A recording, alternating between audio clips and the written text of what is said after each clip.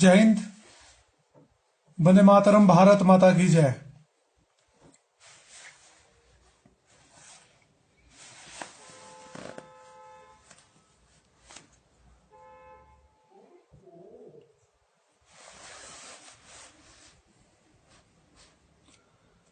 मेरे प्यारे देशवासियों,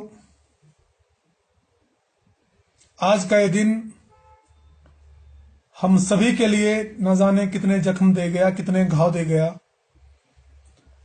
मेरे प्यारे देशवासियों, आज जम्मू कश्मीर के पुलवामा में हुए आतंकी हमले में हमने अपने देश के 40 सपूतों को खोया। हम ये जख्म हर दिन हर रोज खाते आ रहे हैं। बड़े दुख की बात है कि मेरे देश के जवान, मेरे शहद के वीर अपनी इस मातृभूमि के लिए अपना सर्वोच्च बलिदान कर गए। हमारी आजादी के लिए, हमारे सुख चैन के लिए किसी मां ने अपना बेटा खो दिया, किसी पत्नी ने अपना सुहाग खो दिया, किसी बहन ने अपना भाई इस देश पर, इस मातृभूमि पर कुर्बान कर दिया। और आज जो लोग हमारे बीच में नहीं है, उन्होंने अपनी शहादत इस मातृभूमि के लिए दी।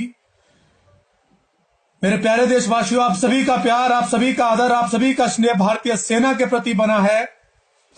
ये पूरे देश के सैनिकों के लिए गर्व की बात है। लेकिन जब ऐसे मार्मिक पल हमारे जीवन में, हमारी जिंदगी में आए दिन ऐसी घटनाएं जम्मू कश्मीर में होती है, वो घटनाएं जो हमें अंदर तक झकझोर देती है। आज जम्मू कश्मीर के पुलवामा में जो आतंकी हमला हुआ, हमारे देश के सैनिकों के, मेरे सीआरपीएफ के भाइयों के शवों के चिथड़े उड़ा दिए गए। बड़े दुख की बात है, बड़ा सोचनीय और चिंतनीय विषय है। मेरे प्यारे देशवासियों, एक देश का सैनिक सदैव अपनी मातृभूमि के लिए अपना सर्वोच्च बलिदान देने के लिए तैयार रहता है। लेकिन अगर हमारे देश के राजनेता उस देश के सैनिक की शहादत पर राजनीति करते हैं, मैं उन्हें कहना चाहूंगा, आपको बोलने का अधिकार है, आप बोलिए। आप देश के राजनेता है, आप राजनीति कीजिए। लेकिन बात जब देश के सैनिक की आती है, उसकी शहादत की आती है, आप अपने परिवार, अपने बच्चों को, अपने किसी परिवार के सदस्य को देश की शर्तों पर भेज कर देखिए। बीच में कुछ एक नेता देश के सैनिकों के ऊपर, उनकी शहादत के ऊपर राजनीति कर रहे हैं। उन घटिया लोगों को शर्म आनी चाहिए। अगर उनका बेटा उस हमले में शहीद हुआ होता तो मैं कहना चाहूंगा, क्या वो आज भी राजनीति करना चाहते? ये बड़े शर्म की बात है, बड़े दुख की बात है। हिंदुस्तान इतना बड़ा गम झेल रहा है, इतना बड़ा आतंकी हमला हमारे देश के सेना के ऊपर हुआ और हमारे देश के 40 वीर अपनी शहादत का जाम इस वतन के लिए पिया। लेकिन वो सत्ता के चंद कीड़े, जिन्हें उस आतंकी हमले में भी अपनी रोटियां सेकने की पड़ी है, उन्हें शर्म आनी चाहिए। मेरे प्यारे देशवासियों, सैनिक सिर्फ देश का होता है, लेकिन आपस में इस प्रकार की अनाप शनाप बयानबाजियां करना, आज देश गम के माहौल में है और न जाने कितनी वेदनाएं उस मां को अपने बच्चे के गम में हो रही है। न जाने क्या उस हमारी बहन जिसका सुहाग उजड़ा है, उनके ऊपर क्या बीत रही है। और हमारे देश के बुद्धिजीवी कुछ एक राजनेता अपनी रोटियां सेकने के लिए इस प्रकार के घटिया बयानबाजियां कर रहे हैं। ये बहुत ही दुखद और चिंतनीय विषय है। मेरे प्यारे देशवासियों, मैं भारत सरकार से उम्मीद करता हूं कि जिस प्रकार उड़ी हमले के बाद भारतीय सेना ने सर्जिकल स्ट्राइक की थी, आज हिंदुस्तान फिर से ये चाहता है कि फिर से दूसरी सर्जिकल स्ट्राइक की जाए।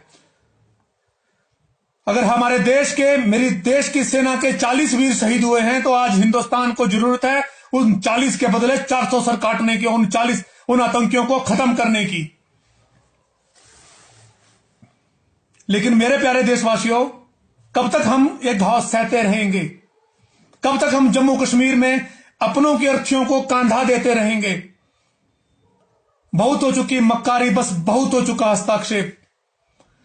अब मुझे तो यह लगता है कि अगर दिल्ली की सरकारें अगर आदेश दें तो जितने आतंकी जम्मू कश्मीर में, ये सारे जितने भी अलगाववादी नेता जम्मू कश्मीर में रहे हैं, ये सारे उन्हीं के कुकर्मों का फल है।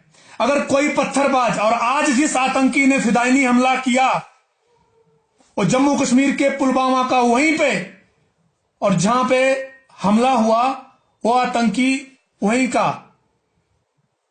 लेकिन जम्मू कश्मीर के लोग, वो सभी लोग देश के गद्दार हैं जो उन पत्थरबाजों को शह दिए जा रहे हैं, और वही पत्थरबाज आए दिन उन आतंकियों के साथ मिलकर के मेरी देश की सेना के ऊपर हमले करते हैं। मेरे प्यारे देशवासियों, भारतीय सेना आतंकियों को दबाने में, भारतीय सेना दुनिया किसी भी मुल्क से बदला लेने में सक्षम है। लेकिन जब इस प्रकार की घटनाएं मेरे देश में होती है और मेरे देश के नेता उन घटनाओं को राजनीतिक रुख देते हैं, उसके बाद मेरे देश के सैनिकों का मनोबल टूटता है। मेरे प्यारे देशवासियों, उड़ी हमले के बाद मेरी कविता कश्मीर तो होगा, पाकिस्तान नहीं होगा वायरल हुई थी। आप सभी का भरपूर प्यार सहयोग मिला था और हमें उम्मीद थी कि कभी दोबारा हमारे देश के गद्दार इस प्रकार की, हमारे देश के या जो आतंकी है वो कभी इस प्रकार की हिमाकत नहीं करेंगे कि हमारी देश की सेना के ऊपर सर्जिकल स्ट्राइक करने के बाद वो लोग फिर से इतनी बड़ी वारदात को अंजाम देंगे। लेकिन आज जो हुआ है वो आज नहीं, वो आए दिन भी हो सकता है। इतने सुरक्षा के इंतजाम होने के बाद भी अगर आतंकी सेना की गाड़ी के ऊपर हमला करते हैं, सेना के वाहनों को अगर शिकार बनाते हैं, ये हम सभी के लिए सोचनीय और चिंतनीय विषय है। मेरे देश के जवानों ने न जाने कितनी बार शहादत का जाम पिया, हो चाहे पठानकोट हमला हो चाहे उरी हमला हो चाहे आज पुलवामा में जो हमला हुआ हो चाहे वो हो। हम लोग हमेशा शांति चाहते हैं। मेरे देश के सैनिक हमेशा लोगों के साथ अमन चाहते हैं। हमें कभी नहीं चाहते कि हमारी वजह से कोई बेगुनाह मारे जाएं। लेकिन आज वक्त आ गया हिंदुस्तान को कड़ा जवाब देने का। भारत के माननीय प्रधानमंत्री मोदी जी को अपना रुख पाकिस्तान के खिलाफ और आतंक के खिलाफ कड़ा करने का। मेरे प्यारे देशवासियों, अगर इसी प्रकार हमारे देश के सैनिक आए दिन मरते रहे, न जाने हमें कितने घाव हर रोज मिलते रहेंगे। मुझे लगता है कि आज के बाद अगर भारत सरकार की आंखें नहीं खुली तो मुझे लगता है कि कभी भी नहीं खुल पाएगी। चुनाव आएंगे, चुनाव जाएंगे। देश में पार्टियां चाहे कोई भी हो, भाजपा हो चाहे कांग्रेस, चाहे कोई भी पार्टी की सरकार हो, लेकिन मेरे देश पर जब इस प्रकार के आतंकी हमले होते हैं, मेरे देश के वीर सैनिकों को जो शहदों पर हम आपकी सुरक्षा के लिए खड़े हैं, जब मामला उनकी सुरक्षा से जुड़ा हो या जब भारतीय सेना के जवानों की इज्जत मान सम्मान का फैसला हो, सेना के हाथ खुले छोड़ देने चाहिए। सेना के हाथों को बेड़ियां नहीं डालनी चाहिए। वो चाहे अगर कश्मीर में आतंकवाद का सफाया करना होगा, बेगुनाहों को भी मारना होगा, क्योंकि कुछ एक लोग जो पत्थरबाजों के हमदर्द और हिमायती बने हैं, उन सभी को रास्ते से हटाना होगा। क्योंकि वही लोग आज जम्मू कश्मीर में हैं जो भारतीय सेना के जवानों को पत्थर मारते हैं, थप्पड़ मारते हैं, चांटे मारते हैं। भारतीय सेना के ऊपर पथराव किया जाता है, लेकिन फिर भी जम्मू कश्मीर की पूर्व सरकार माननीय मुख्यमंत्री महबूबा मुफ्ती जी उन आतंकियों को अपने रिश्तेदार कहती है, उन्हें कहती है कि ये हमारे बच्चे हैं और ये यहाँ के नागरिक है। जो शख्स मां भारती के खिलाफ खड़ा होता है वो देश का गद्दार है, और हर हिंदुस्तानी का कर्तव्य बनता है कि हम सभी उनके खिलाफ खड़े हों। और ये भारत सरकार को चाहिए, आज जम्मू कश्मीर में राष्ट्रपति शासन लगा हुआ है और केंद्र सरकार को यह निर्णय लेना होगा कि जम्मू कश्मीर में जहां भी कोई भी पत्थरबाज दिखे, उसे बड़ा होने से पहले ही उसका सर कलम कर दिया जाए। क्योंकि आज पत्थर मारेगा, कल गोली चलाएगा, परसों आतंकवादियों के साथ मिलकर के मेरे देश के सैनिकों के ऊपर हमला करेगा। मेरे प्यारे देशवासियों, इतना बड़ा गम हमें मिला। आज सारा हिंदुस्तान, सारी दुनिया, हम उन सैनिक परिवारों के साथ हम लोग खड़े हैं। विश्व की सारी शक्तियां उन लोगों के साथ खड़ी है, उन शहीद परिवारों के साथ खड़ी है। लेकिन आए दिन छत्तीसगढ़ के सुकमा में भी हमारी सीआरपीएफ के जवानों के ऊपर, उस बस के ऊपर हमला करके मेरे 25 भाइयों को मारा गया था। आए दिन हर रोज हमें नए घाव, नए जख्म मिल रहे हैं, लेकिन फिर भी हम लोग कहां कमजोर पड़ रहे हैं कि हम आतंकियों से लोहा नहीं ले सकते। मेरे प्यारे देशों, आज जरूरत है हम सबको बुलंद आवाज के साथ एकजुट होने की और भारत सरकार को कड़ा निर्णय लेने की। मुझे लगता है कि जम्मू कश्मीर में भारतीय सेना को फ्री हैंड छोड़ देना चाहिए। आतंकवादी, अगर जम्मू कश्मीर में आतंकवादी चाहे जिस भी घर में पनाह ली है, उस घर को ही उड़ा देना चाहिए। उस घर पर ही धावा बोल करके उस घर में पल रहे उन सपोलों को खत्म कर देना चाहिए, जिनकी वजह से आए दिन हमें अपने देश के वीर सैनिकों की शहादत पर हमें दुख झेलना पड़ रहा है। मेरे प्यारे देशवासियों, बहुत से आप लोग जुड़े हैं मेरे भाई यहाँ पे। आप सभी का आज हम सभी लोग अपने देश के उन शहीद परिवारों के साथ खड़े हैं। मेरे भारत माँ के जिस लाल ने इस मातृभूमि के लिए अपना सर्वोच्च बलिदान दिया, जो हमारी बहन विधवा हुई, जो हमारे बच्चे अनाथ हुए, जिस माँ की गोदी सुनी हुई, आज सारा हिंदुस्तान उस माँ के साथ खड़ा है, उस बेटे के साथ खड़ा है। लेकिन पॉलिटिकल पार्टियों को, जो राजनेता है, उन्हें सिर्फ रोटियां सेकनी है। मैं उन्हें संदेश देना चाहूंगा, उन्हें एक कहना चाहूंगा, अगर आप देश के सैनिकों के हमदर्द हैं, अपने बच्चों को भारतीय सेना में भेज के देखो, अपने बच्चों को उस सरहद पर भेज के देखो, अपने बच्चों को आप देश के किसी वर्दीधारी संगठन में भेज के देखो, तब पता चलेगा शहीदों की हिफाजत कैसे होती है और अपनों के बिछुड़ने का गम और दर्द क्या होता है।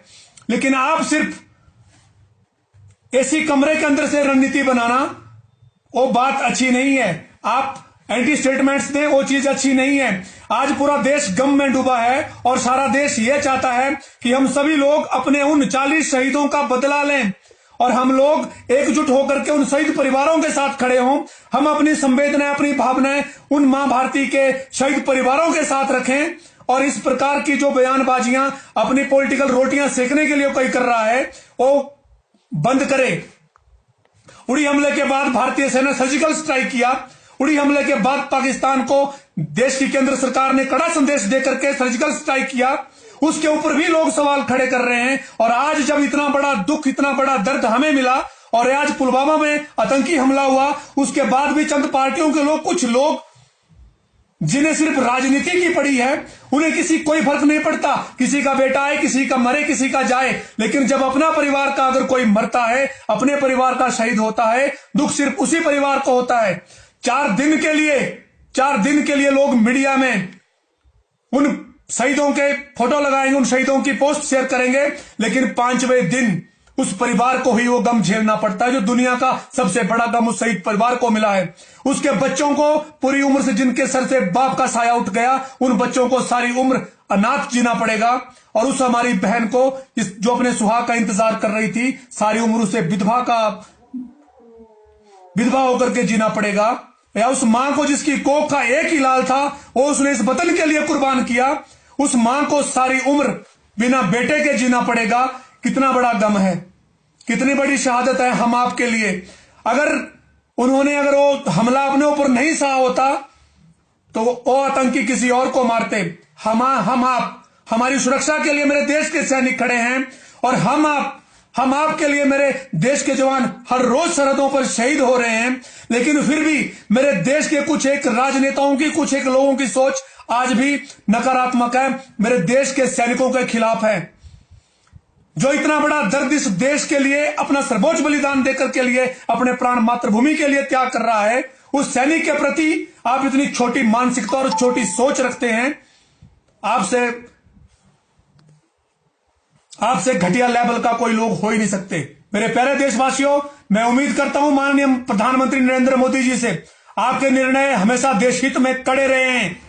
माननीय प्रधानमंत्री जी, आपने कड़े निर्णय इस मातृभूमि के लिए लिए, इस देश के लिए दिए। बहुत कुछ आपने अपने 5 साल में मेरे भारत को दिया।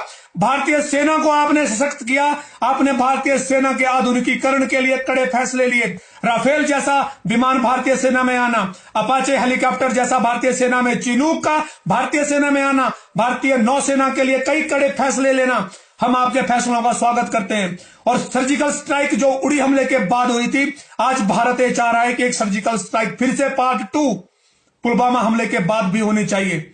उन आतंकवादियों के खिलाफ अंतर्राष्ट्रीय स्तर पर भी कार्रवाई करनी चाहिए और पाकिस्तान जो उन आतंकवादियों का आका बना हुआ है, उसके खिलाफ भी अंतर्राष्ट्रीय अदालत से, अंतर्राष्ट्रीय स्तर पर आवाज उठा करके हम अपना पक्ष रखें।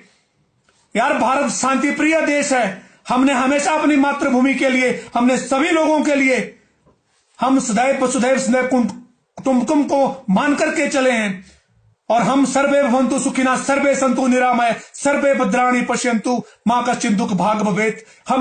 हम अपनी संस्कृति को बढ़ाने के लिए हम एक अहिंसा के पुजारी बनकर के आगे चले हैं। लेकिन जब इस प्रकार के हमारे देश में आतंकी हमले होने के बाद भी हम लोग इतना बड़ा गम अगर बिना चुप रहे सह जाएं, तो हमसे बड़ा शांति प्रिय भी कोई नहीं हो सकता। आज जरूरत है देश को कड़े फैसले लेने की, देश हित में अच्छे निर्णय लेने की और मेरे देश के सेना के लिए उन जवानों का मनोबल बढ़ाने की। और जब भी आह्वान होगा, आज देश की सेना के साथ पूरा देश खड़ा है। मेरे देश के बहुत से क्रांतिकारी युवा आज भारतीय सेना के साथ खड़े और सरहदों पर जाने के लिए तैयार खड़े हैं।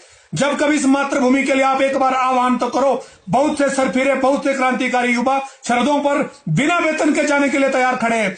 मेरे प्यारे देशवासियों, मुझे दिन में न जाने कितने मैसेज आते हैं, कितने मेरे देश के युवा मेरे साथ जुड़ने के लिए। मैंने अपना पेज पे नंबर डाला है, बहुत से युवाओं के हजारों युवा हर रोज मैसेज करते हैं, हम भी भारतीय सेना के साथ हैं और हम बिना वेतन के लिए, बिना भोजन, हम देश की सरहदों पर मां भारती की रक्षा करना चाहते हैं।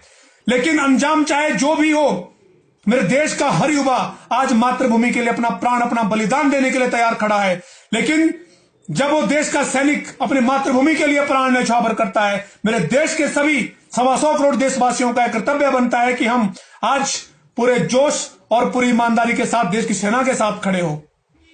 मेरे प्यारे देशवासियों, आज का ये दिन हम कभी भी नहीं भूल पाएंगे और मेरी उन माताओं को भावभीनी श्रद्धांजलि है जिनके लाल इस मातृभूमि पर कुर्बान हुए।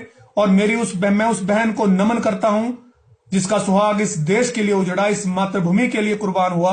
और मैं उस अनाथ बच्चे के सर पर से जिसके बाप का साया उठा, उसके लिए भी मैं ईश्वर से मंगल कामना करता हूं कि उनको आप इस दुख की घड़ी में इस सदमे से उबरने की ताकत दे, इस सदमे से उबरने की हिम्मत दे और उन शहीद परिवारों के साथ पूरा देश खड़ा हो सके। अगर ईश्वर हमें सौभाग्य दे, हम उन परिवारों के लिए अपने ओर से पूरी तरह से समर्पित हैं। और क्योंकि ना तो हम उस मां को बेटा लौटा सकते हैं, ना उस बहन को हम सुहाग लौटा सकते हैं और ना ही उस बेटे को हम बाप लौटा सकते हैं, लेकिन हम सदैव आपके साथ हैं। आपका यह बलिदान पूरा हिंदुस्तान याद करेगा, आपका यह बलिदान स्वर्णिम अक्षरों में लिखा जाएगा। आपके बेटे, आपके पति, आपके भाई, आपके बच्चे ने इस देश के लिए जो कुर्बानी दी, उसे सारा देश याद रखेगा। मेरे प्यारे देशवासियों, मैं उम्मीद करता हूं आप सभी से, हम सभी लोग देश की सेना के साथ खड़े हो। इस प्रकार के जब दुखद और मार्मिक दर्दनाक घटनाएं हमारे देश में होती है, हम सिर्फ अपने देश की सेना के साथ खड़े हो सकते हैं। लेकिन करना उन शरद के वीरों को है जो रणवीर देश के वहां डटे हैं। आज मेरा पूरा देश उनके साथ खड़ा है, हम सभी लोग उनके साथ खड़े हैं, हमारी भावनाएं, हमारी संवेदनाएं उनके साथ खड़ी है, उन परिवारों के साथ हम खड़े हैं। लेकिन कहीं ना कहीं हम लोग ये चाहते हैं कि मेरी देश की सरकार उन आतंकियों से बदला लें। मेरी देश की सरकार अगर फिर से सर्जिकल स्ट्राइक करे और जो हमारे देश के सैनिक शहीद हुए उनके परिवारों के लिए एक श्रद्धांजलि होगी। लेकिन चलो, फिर भी हम सभी लोग अपने देश की सेना के साथ बने रहें। मैं आप सबसे अनुमति चाहूंगा और ये उम्मीद करता हूं कि आप सभी सदैव देश के सैनिक के प्रति ईमानदारी से पेश आए, आप सम्मान उनका कीजिए। क्योंकि बोलना बहुत आसान होता है, लेकिन -50 डिग्री टेम्परेचर पे सरवाइव करना और वहां पर जहां आपको सामने दिख रहा है कि मौत सामने खड़ी है, फिर भी आप सीना ठोक करके आप उस सरहद पर जाते हैं। और धन्य है वो मां जिसे पता है कि मेरा बेटा न जाने कब गोली का शिकार सरहद पे हो जाएगा, फिर भी वो मां इस मातृभूमि के लिए अपने बच्चे को भेजती है। धन्य है उस जननी की कोख जिसने इतने सूरमा जने जिन्होंने इस देश के लिए अपना सर्वोच्च बलिदान दिया। और धन्य है वो सरहद के वीर जो आज भी सीने पर गोली खाने के लिए सरहद पर खड़े हैं। मेरे प्यारे देशवासियों, आप सभी का बहुत बहुत धन्यवाद और हम सब उन देश के शहीद परिवारों के साथ खड़े रहो। मेरी ओर से उन सभी देश के परिवारों को भावभीनी श्रद्धांजलि अर्पित करता हूं। जय हिंद, वंदे मातरम, भारत माता की जय।